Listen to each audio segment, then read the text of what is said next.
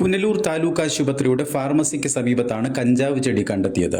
പുനലൂർ എക്സൈസിന് ലഭിച്ച രഹസ്യ വിവരത്തിന്റെ അടിസ്ഥാനത്തിൽ നടത്തിയ പരിശോധനയിലാണ് ഏകദേശം 1.5 മാസത്തോളം വളർച്ചയുള്ള കഞ്ചാവ് ചെടി കണ്ടെത്തിയത്.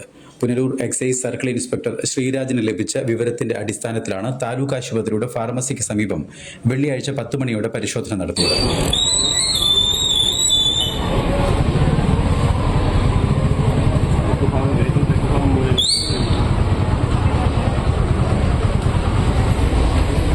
പരിശോധനയിൽ കണ്ടെത്തിയ 1.5 മാസത്തോളം വളർച്ചയുള്ള 1/2 അടിയോളം ഉയരമുള്ള കഞ്ചാവ് ചെടി സ്ഥലത്തു നിന്നും എക്സൈസ് സംഘം കസ്റ്റഡിയിലെടുത്തു. സംഭവത്തിൽ കൂടുതൽ അന്വേഷണം നടത്തുന്നുവെന്ന് പുനലൂർ എക്സൈസ് സർക്കിൾ ഇൻസ്പെക്ടർ പറഞ്ഞു.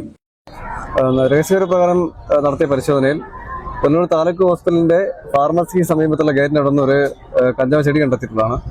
ഏകദേശം ഒരു 1.5 മാസം പ്രായമുള്ള ചെടിയാണ് കണ്ടെത്തിയിരിക്കുന്നത്. അതിനെക്കുറിച്ചുള്ള അന്വേഷണം ആരംഭിച്ചിട്ടുണ്ട്. Fox TV news bureau, Punalur.